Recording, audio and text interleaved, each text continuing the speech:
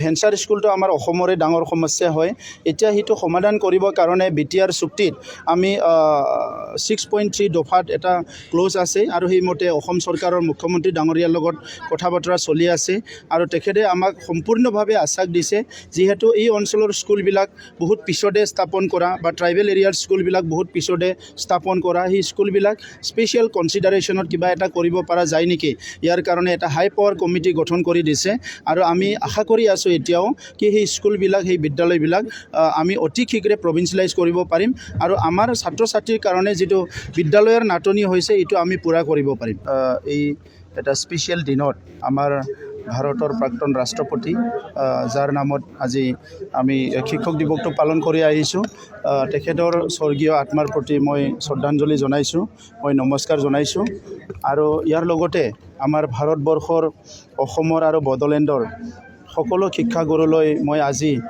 মোৰ হৃদয়ৰ পৰা মই তেখেতসকলক নমস্কাৰ জনাইছোঁ কাৰণ আজি আমি যদি এটা ভাল সমাজ পাবলৈ সক্ষম হৈছোঁ আমাৰ দেশখন যদি আগুৱাই গৈছে আমাৰ ৰাজ্যখন আমাৰ অঞ্চলখন যদি আগুৱাই গৈছে আমাৰ শিক্ষাগুৰুসকলৰ কাৰণে কিন্তু সেই শিক্ষাগুৰুসকলে নিজৰ ব্যক্তিগত জীৱনত বা সামাজিক জীৱনবিলাকত বহুত কষ্ট কৰিব লগা হৈছে মই তেখেতসকলৰ যিটো মানে সেই সংগ্ৰাম বা সেই অৱদান ইয়াৰ কাৰণে তেখেতসকলক চেলুট কৰোঁ আৰু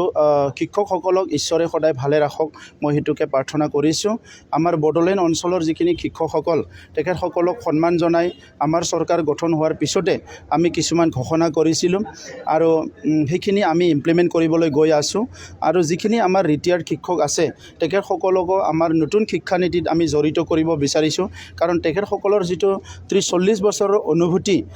যিটো তেখেতসকলৰ এক্সপিৰিয়েঞ্চ সেইটো আমাৰ নতুন শিক্ষানীতি গঠন কৰাত সহায় কৰিব আৰু সেইকাৰণে মই আজি তেখেতসকলকো আহ্বান কৰিছোঁ যে তেখেতসকলে আমাক সহায় কৰে বড়োলেণ্ডত নতুন চৰকাৰ অহাৰ পিছত আমি আমাৰ ইএমসকল আমি সকলোৱে বহি যে প্ৰায়ৰিটিত আমি শিক্ষাটো কেনেকৈ আগুৱাই লৈ যাব পাৰোঁ কাৰণ আমি জানো যে শিক্ষাটো যদি ঠিক কৰিব পৰা যায় সেইটো বহুত সমস্যাৰ একবাৰতে সমাধান ওলায় তো সেইকাৰণে বহুত সমস্যাৰ সমাধানটো হ'ল গুণগত শিক্ষা এই গুণগত শিক্ষাটো প্ৰদান কৰাৰ কাৰণে আমাৰ চৰকাৰখনে সম্পূৰ্ণভাৱে ফ'কাছ কৰিছোঁ কিন্তু আমাৰ বহুত সমস্যা আছে আজি ইনফ্ৰাষ্ট্ৰাকচাৰ সমস্যা বিভিন্ন সমস্যা ইয়াত আমি সমাধান কৰাৰ কাৰণে অসম চৰকাৰ আৰু ভাৰত চৰকাৰৰ পৰা সহায় লাগিব আৰু মই বিশেষকৈ আজিৰ দিনত পুনৰ মই ভাৰতৰ প্ৰধানমন্ত্ৰী ডাঙৰীয়া আৰু লগতে গৃহমন্ত্ৰী আৰু অসমৰ মুখ্যমন্ত্ৰী ডাঙৰীয়াক ধন্যবাদ জনাইছোঁ দীৰ্ঘদিনৰ পিছত বড়োলেণ্ড অঞ্চলত বহুতখিনি ভাল ভাল শিক্ষা অনুষ্ঠান পাবলৈ আমি সক্ষম হৈছোঁ আৰু সেইখিনি গোটেই শিক্ষা অনুষ্ঠান গঢ় লৈ উঠাৰ পিছত এষ্টাব্লিছ কৰাৰ পিছত আমাৰ অঞ্চলৰ যিটো ৰূপ সেইটো সলনি হ'ব আৰু নৱপ্ৰজন্মই এটা ভাল শিক্ষা পাবলৈ সক্ষম হ'ব